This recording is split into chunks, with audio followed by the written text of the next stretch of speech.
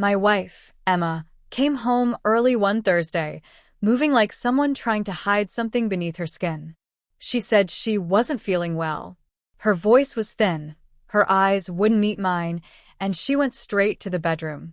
After 10 years of marriage, you learn the difference between exhaustion and unease. This wasn't ordinary silence. It felt alert, tense, like it was trying to keep itself from spilling out. "Do you need anything?" I asked from the doorway. She didn't look up. No. "I just need to rest. Please, Liam." That please wasn't a request, it was a warning. I stepped away, but my gut was already twisting. Emma had been drifting from me for months, short arguments, emotional distance, that far-off look she gave her phone, but not me. I kept blaming work stress, burnout, anything except the obvious. I tried giving her space, then closeness, then plans. Every effort hit a wall. Still, when she said she was sick, I forced myself to believe her. That was my mistake, thinking trust could replace reality. Around 6, while she slept, I went to the kitchen to make soup. The house felt strange, like the atmosphere had shifted. As I chopped vegetables, her phone buzzed on the counter. She always left it face down. That day, she didn't. The name on the screen froze me. Olivia, Thomas's wife. I didn't know an Olivia. I didn't know a Thomas. Married people don't message each other's spouses unless something is wrong. The preview read, *, we need to talk about the test results.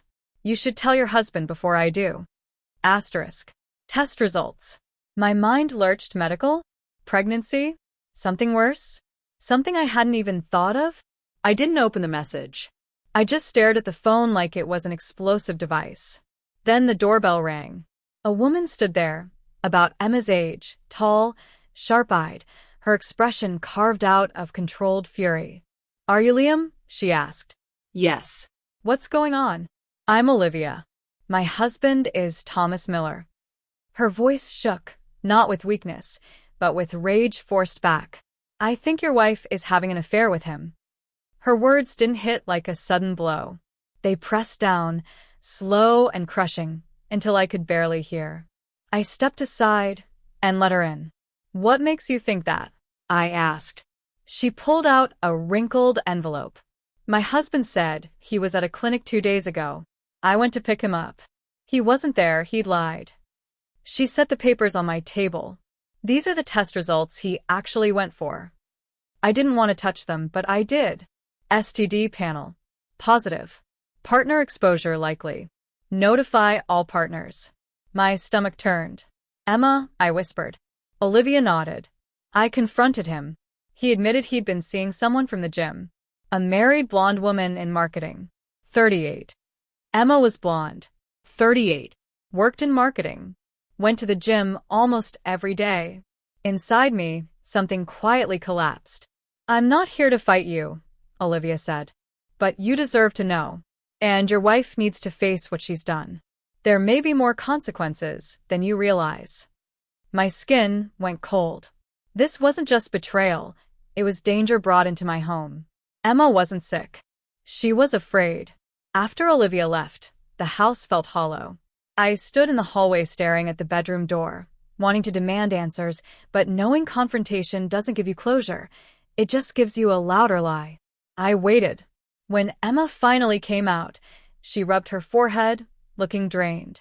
"Hey, I think I feel a bit better." "Good," I said. "Someone stopped by for you." A flicker crossed her face, tiny, but unmistakable. "Who?" "Olivia Miller." The color drained from her cheeks instantly. Her hand froze midair. "Why was she here?" she whispered. "She brought information about you. About her husband. About test results." Emma swayed, cornered. "Liam, things got complicated. I was going to tell you." I gave a short, humorless laugh. "You came home sick because you already knew." She had no words. "How long?" I asked. She closed her eyes. 6 months. Half a year of lies. Half a year of sharing herself with someone else while I tried to hold us together. When she opened her eyes, they were full of tears. Fear, not regret. "I'm sorry. I didn't mean for it to go this far." "That's the problem," I said quietly. You didn't think about any of this. Not me. Not our marriage. Not the consequences. We can fix this, she begged. I'll end it. I'll go to therapy. I'll do anything. Did you tell Thomas you were married? She hesitated. That hesitation was louder than the truth. So you let him think you were single, I said. And now both of you dragged something into our home. She gripped a chair, shaking. Please don't make this harder. You made it harder the moment you brought a disease into our marriage. She covered her mouth with her hand, crying. I was scared. You weren't scared the nights you lied to me, I said. You weren't scared walking through the door today. Her tears no longer moved me. Something inside me had gone quiet, like a fire burned out long before today. Sit down, I said. She did, small and trembling. I'm getting tested first thing tomorrow. After that, we'll figure out what happens legally. She inhaled sharply. Legally? I'm not staying in a marriage where I have to wonder who else you're with. She reached for me, desperate. I stepped back. Liam, I love you. You don't betray people you love. She broke down, sobbing, begging for a chance. You had 6 months, I said, heading for the door. Her crying didn't make me feel victorious. I felt nothing but a strange, calm clarity, the weight of truth settling where denial used to live. Outside, the air felt cold but honest. I called Olivia to tell her Emma confirmed everything. She answered on the first ring. She admitted it, she asked. Yes. A long pause. I'm sorry, Liam. Yeah, I said. Me too. But at least we know the truth now. I hung up and sat in my truck, staring at the quiet street. My life wasn't destroyed. It was shifting, revealing cracks that had been there long before today. As I started the engine, I realized something.